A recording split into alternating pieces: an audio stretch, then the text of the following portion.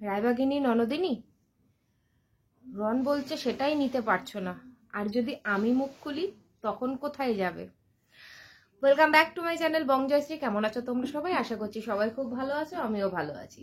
তো হ্যাঁ, প্রথমে যে কথাটা বললাম সেটা কার কথা? সেটা হচ্ছে প্রীতির কথা। এবং প্রীতি এটা কোনো ভিডিও মারফত না, তার কমিউনিটি পোস্টে ভিডিওটা শেয়ার করেছে। তার কমিউনিটি পোস্ট থেকে সে এটাই জানিয়েছে যে রনের ওপর যেটা হয়েছে শুধু এটুকু সামনে আসাতেই সোশ্যাল মিডিয়া তোলপাড় হয়ে যাচ্ছে। আর প্রীতির ওপরে এতদিন যে কি হয়েছে সেটা যদি সোশ্যাল মিডিয়ায় আসে তাহলে কি হবে? অবশ্যই এটা আমি আমার আগের ভিডিওতে, মানে যখন রন আর প্রীতির মধ্যে একটা অশান্তি চলছিল, আমি ঠিক সেই মুহূর্তেই একটা ভিডিওতে বলেছিলাম যে মানে যখন এই রনের দিদি এই ধরনের ভিডিও, একটা কন্ট্রোভার্সি ভিডিও করেছিল প্রীতির উদ্দেশ্যে, ঠিক আছে, তখনই বলেছিলাম। এবং সেখানে ওই রনের দিদির ভিডিওতে প্রীতির দিদিও কমেন্ট করেছিল যে প্রীতির সাথে এতদিন ধরে যা যা হয়েছে ওই বাড়িতে, সেগুলো যদি আমরা মুখ খুলি তাহলে তোমরা কোথায় যাবে? তো প্রীতির ওপরে যে মানে টর্চার হতো সেটা আমরা আগে থেকেই জানি, কিন্তু সেটা না প্রীতি কোনোদিনও সামনে এনেছে না রন কোনোদিনও সামনে এনেছে। তারা সবসময় চেয়েছে দুজন দুজনকে ভালোবেসে দুজন দুজনের সাথে থাকতে। এবং মানে এই যে রনের মা আর দিদি, এদের কথাবার্তা, রনের দিদি যে ভিডিওটা কালকে পোস্ট করেছে, আমার ভিডিওটা আমার চ্যানেল থেকে পোস্ট করেছি, তোমরা সবাই দেখতে পারো। যে কথাগুলো বলেছে, কথাগুলো শুনলে স্পষ্ট বুঝতে পারবে যে সে কতটা মিথ্যা কথা বলছে, এবং সত্যিটাকে ঢাকার জন্য সে যে মিথ্যাটা বলছে তার জন্য সে 100,000 বার তুতলেছে। ঠিক আছে, মানে চাপা দিয়ে দিয়ে, মানে কোনো একটা সত্যিকে চাপা দিতে দিতে সে 1000 বার থেমে থেমে তুতলে তুতলে কথা বলেছে। হ্যাঁ, বক্তব্য কি? বক্তব্য হচ্ছে একটাই, রন আর প্রীতির সম্পর্ক। রন আর প্রীতি ভালো আছে, প্রীতি এত সোনার গয়না কিনছে নিজের ইনকামে। আজকে প্রীতির এত ইনকাম, জ্বলন জ্বলন বড্ড জ্বলন। এতদিন ওই বাড়িতে প্রীতি ছিল, মানে সত্যি কথা বলতে ভগবান হয়তো প্রীতির সঙ্গে আছে, সেই জন্য আজকে এই যে ঘটনাটা ঘটলো সেটা রন আর প্রীতির বিয়ের আগে ঘটলো। যদি ওই বাড়িতে থাকাকালীন রন আর প্রীতির বিয়ের পরে ঘটতো তাহলে প্রীতির কি অবস্থা হতো? এখন ঘটা মানে রন এটা এটা অন্তত ক্লিয়ার হতে পারলো যে না, তার মা বাবা দিদি কিরকম। ঠিক আছে, এখন হয়তো ব্যাপারটা থেকে বেরিয়ে আসতে পারবে। কিন্তু এই ব্যাপারটা যদি জানার আগেই রন আর প্রীতির বিয়ে হয়ে যেত এবং এই ঘটনাগুলো ঘটতো, তখন কিন্তু রন হয়তো এইভাবে মা বাবা আর দিদির এগেনস্টে প্রোটেস্ট করতে পারতো না। কারণ তার একটা ভয় থাকতো যে সমাজের লোকেরা বলবে বউয়ের কথা শুনে করছে বা বউয়ের কথা শুনে চলছে, এরকম একটা থাকতোই। তবে আমাদের একটা ডাউট তো ছিলই যে প্রীতির সঙ্গেও এরকম অনেক ঘটনা নিশ্চয়ই ঘটেছে, না হলে প্রীতির মতন মেয়ে হঠাৎ করে মানে যে নাকি এত মিলে মিশে থাকতো, এত ভালোবেসে, আমরা এর আগে যখনই তোমরা ভিডিওগুলো দেখবে, এই যে ওর রনের দিদির চ্যানেলেও ভিডিওগুলো যে ছাড়া আছে, সেখানে দেখলেই তোমরা বুঝতে পারবে যে প্রীতি কতটা ফ্রি মাইন্ডের একটা মেয়ে। কিন্তু এই যে কুচুটে ননদ আর শাশুড়ির হাত থেকে কেউ কোনোদিন বাঁচতে পারেনি, আর বাঁচাটা খুব অসম্ভব। মানে নিজের ছেলেকে ফাঁসাতে, রনকে ফাঁসাতে, যেখানে তার মা বাবা দিদি 2 মিনিট ভাবেনি, তাকে ফোন করে থ্রেট দিচ্ছে আর বলছে যে তোকে ফাঁসিয়ে দেব, তুই কোপাতে গেছিস, এই করতে গেছিস, সেই করতে গেছিস। তো সেখানে ভাবো আজকে প্রীতিকে তারা কি ধরনের কত কত টর্চার করেছে। তো যাই হোক, প্রীতি আর রন বুঝদার, তাই হয়তো প্রীতি রনের সম্পর্কটা আবার ঠিক হয়ে গেছে। যদি রনের জায়গায় অন্য কোনো ছেলে হতো না, এই সম্পর্কটা থাকতো না, এই সম্পর্কটা থাকতো না। আজকে রন জানে তার ফ্যামিলি কিরকম, তার ফ্যামিলির এইসব কেচ্ছা, তার দিদি, তার মা বাবার চক্রান্ত তার সামনে এসছে বলে আজকে প্রীতি আর রন এক আছে। এবং প্রীতি আর রনকে আলাদা করার জন্য, প্রীতি আর রনের ভালো দেখতে পাচ্ছে না বলেই এই মহিলাটির এত জ্বালা, মানে রনের দিদির এত জ্বালা। খুব বড়াই করেছে সরকার, রন আর প্রীতির ভালো থাকাটা কোথাও না কোথাও তার মা বাবা দিদি কেউ মেনে নিতে পারছিল না। কারণ প্রীতি যখন তার শ্বশুর বাড়িতে ছিল তখন এই যে অত্যাচারের কথা, যেটা নাকি প্রীতি বলছে যদি সামনে আসে তাহলে সোশ্যাল মিডিয়া তোলপাড় হয়ে যাবে, এই কথা, এই মানে টর্চারগুলো মানে প্রীতি যখন থাকতে না পেরে বেরিয়ে বাপের বাড়ি চলে যায়, কাউকে করা হচ্ছিল না এই টর্চারগুলো, ঠিক আছে? তখনও প্রীতিকে মেন্টাল টর্চার করার জন্য ভিডিও নামানো হয়। মানে এই ধরনের মেয়ে ছেলেগুলো যারা নাকি বড়াই করে তার বরের সরকারি চাকরি, সে অথচ সেই চাকরি কিন্তু ঘুষের টাকায়, সে নিজের মুখে স্বীকার করেছে, হ্যাঁ আমার বরের সরকারি চাকরি ঘুষের টাকায়, তাতে কি হয়েছে? এরকম ঘুষ দিয়ে সরকারি চাকরি অনেকেরই হচ্ছে। আমার মনে হয় এই ক্লিপিংটা সরকার অবধি পৌঁছানো উচিত, যে আজকে ঘুষ দিয়ে এরকম ধরনের কিছু মানে জন্তু সরকারি চাকরির জায়গাটাকে দখল করে বসে থাকছে। তার যদি টাকা দিয়ে সরকারি চাকরি পেতে হয়, তার মানে তার টাকার অভাব নেই, তাহলে সে সরকারি চাকরি কি করবে? বা মানে তার যদি যোগ্য না থাকে তাহলে সে সরকারি চাকরি কেন পাবে? সে তো একজন যোগ্য, যার যোগ্যতা আছে তার জায়গাটাকে ছিনিয়ে নিয়ে টাকার জন্য সেই সরকারি চাকরিটা পাচ্ছে।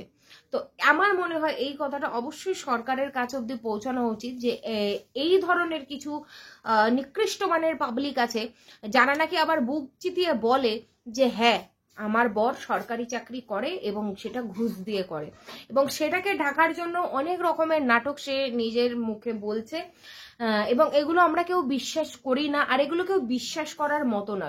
যেই বাড়িতে এই ধরনের মানে ননদেরা সারাক্ষণ বাড়ির ওপর নিজের শ্বশুর বাড়ি থাকতে বাড়িতে এসে উঠে বসে ভাইয়ের বউয়ের পেছনে কাঠি করে এবং মা বাবাকে ভাইয়ের বউয়ের এগেনস্টে উস্কায়, এই ধরনের মেয়ে ছেলেরা এখন সুখী থাকলেও খুব বেশি দিন অবধি সুখী থাকতে পারে না।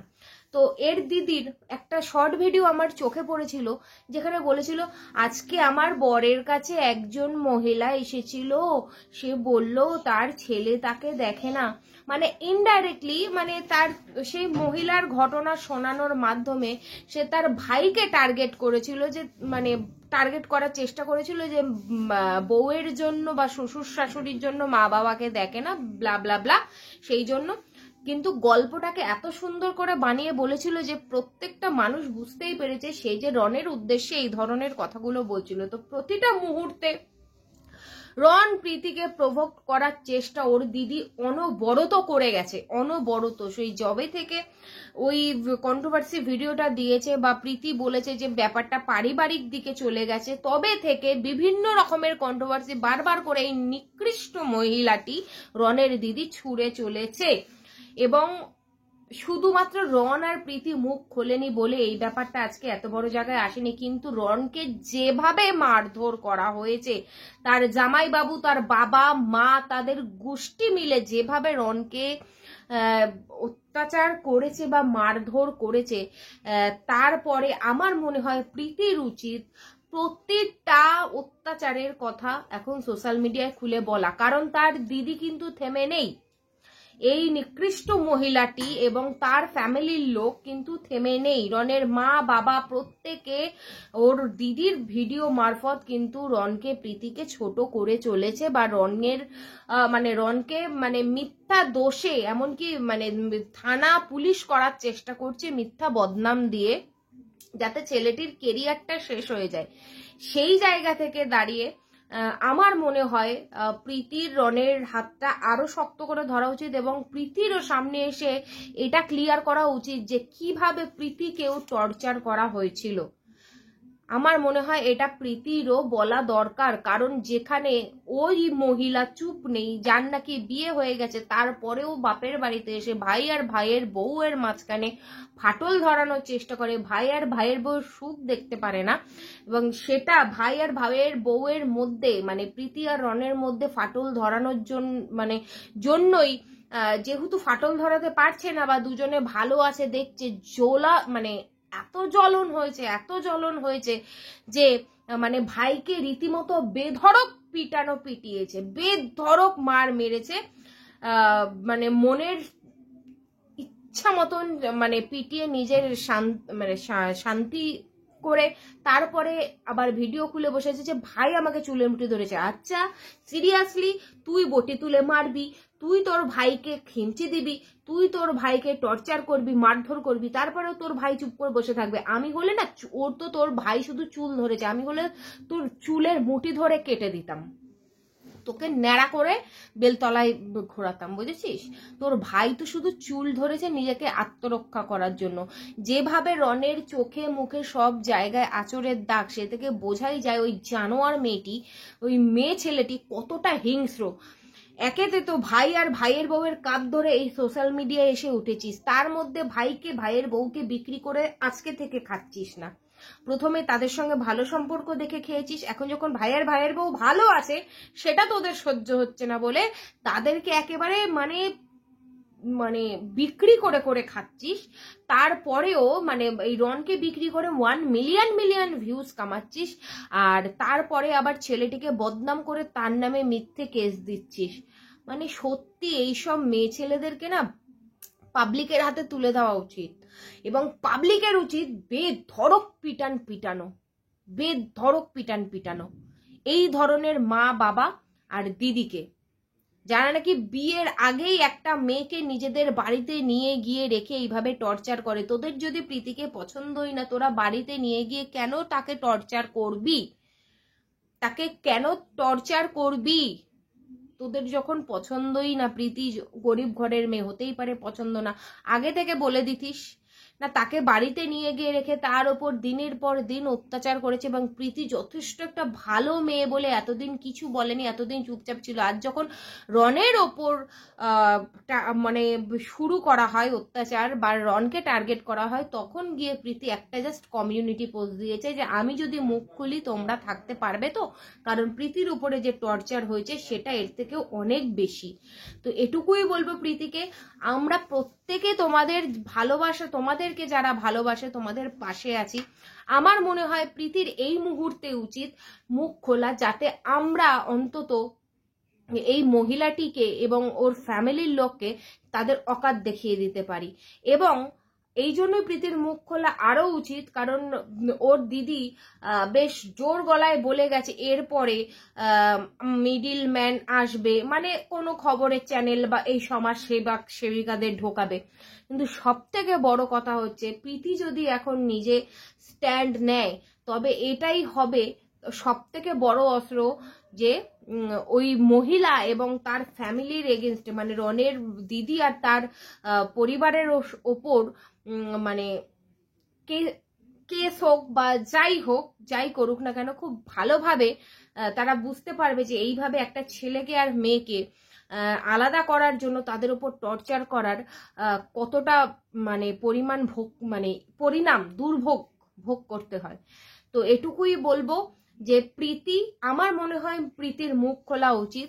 তো যারা প্রীতি আর রনকে ভালোবাসো অবশ্যই প্রীতিকে বেশি বেশি করে কমেন্ট করো, যাতে প্রীতি সব সত্যিটা সামনে নিয়ে আসে, এবং এই মহিলাটির এবং রনের মা বাবার এদের চরিত্রটা, আসল চরিত্রটা সত্যি সামনে আনা দরকার। কারণ এই ধরনের কিছু মানুষের জন্য এখনো অবধি মানে এত বধূ নির্যাতন, তারপরে বধূ হত্যা এখনো হচ্ছে এই ধরনের কিছু নিকৃষ্ট ফ্যামিলির জন্য, যাদের যেসব ননদদের খেয়ে দে কোনো কাজ নেই, ঘুষ খাইয়ে সরকারি চাকরি করে, তার ডায়লগ আবার এসে মারে আমার তো দরকার নেই।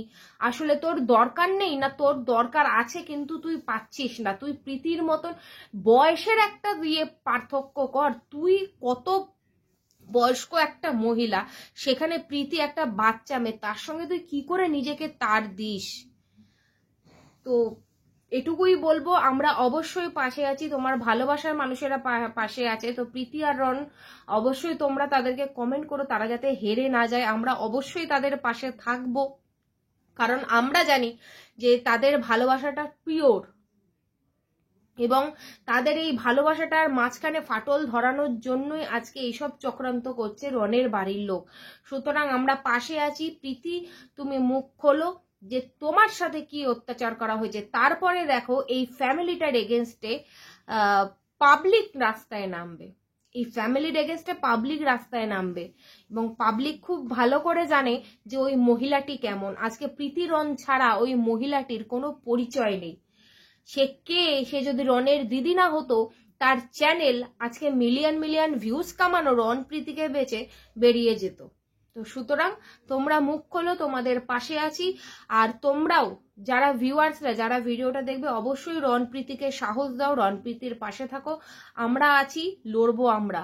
তো চলো, সবাই ভালো থেকো, সুস্থ থেকো। আবার যেভাবে যেরকম আপডেট পাবো তোমাদের সামনে নিয়ে আসবো। সবাই ভালো থেকো, সবাই সুস্থ থেকো। এখনকার মতন tata, bye bye, love you all.